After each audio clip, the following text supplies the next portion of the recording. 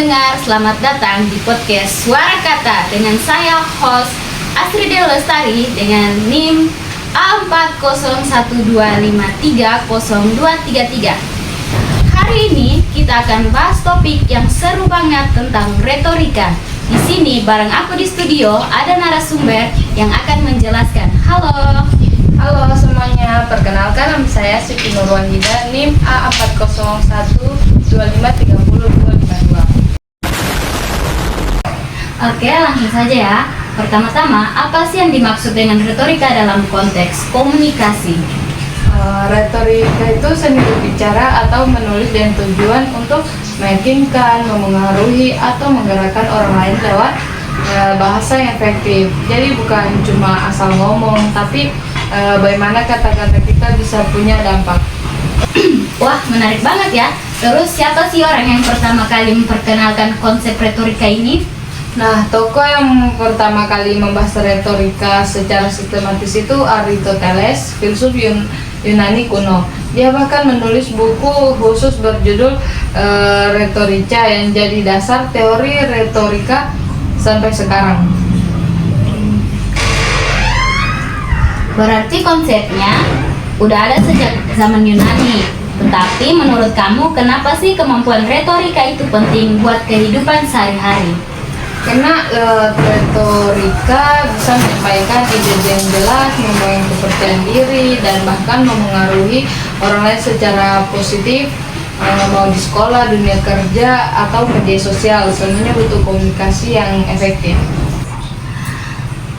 Nah, aku pernah dengar ada 3 unsur retorika menurut Aristoteles. Kamu bisa jelaskan? Bisa banget. Nah, yang pertama logos, yang artinya logika atau alasan yang masuk akal. Kedua itu ethos, yang berkaitan sama kredibilitas pembicara. Dan yang ketiga pathos, adalah emosi yang bangkitkan buat menyentuh hati pendengar. Berarti pembicaraan yang bagus harus menyeimbangkan logika, karakter, dan emosi ya?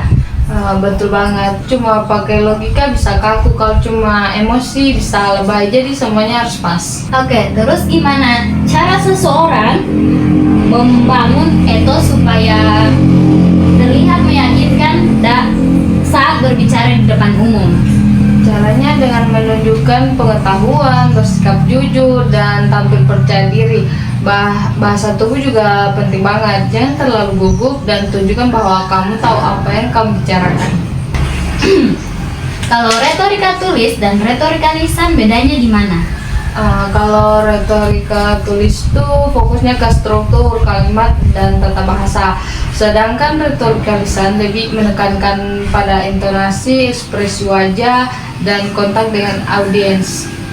Oke, terakhir di bagian ini nih.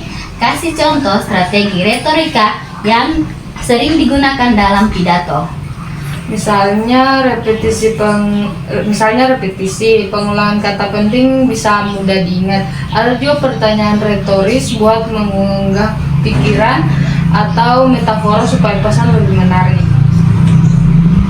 Sekarang kita bahas penerapannya nih. Gimana retorika bisa membantu guru dalam mengajar? Retorika bisa bikin guru menyampaikan pelajaran dengan cara yang jelas, menarik, mudah dipahami. Jadi siswa nggak cuma dengar tapi juga tertarik buat berpikir. Kalau politis, mengapa mereka sering menggunakan retorika? Karena politisi butuh meyakinkan masyarakat dan membangun citra positif. Mereka pakai retorika untuk memengaruhi opini publik. Nah, terus gimana gaya bahasa bisa memperkuat daya tarik retorika? Gaya bahasa bisa bikin pesan dan berkesan, misalnya pakai metafora, kalimat berirama, atau kata-kata emosional. Itu bikin orang lebih tertarik dan ingat dengan pesannya. Tapi kadang retorika bisa disalahgunakan. Bagaimana cara kita mengatasinya?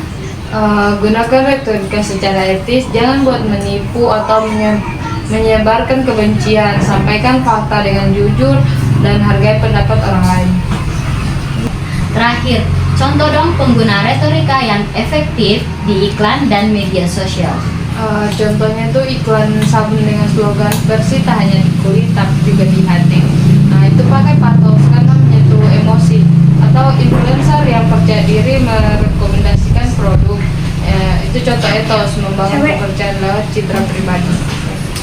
Oke, keren banget ya pembahasan hari ini. Jadi jelas ya, retorika itu penting banget dalam komunikasi sehari-hari. Ya, intinya gunakan kata-kata yang bijak supaya pesan kita bisa didengar atau dipahami dengan baik. Setuju banget. Oke, terima kasih Waida udah sharing hari ini. Dan buat pendengar semua, terima kasih udah dengerin. Sampai jumpa di episode selanjutnya.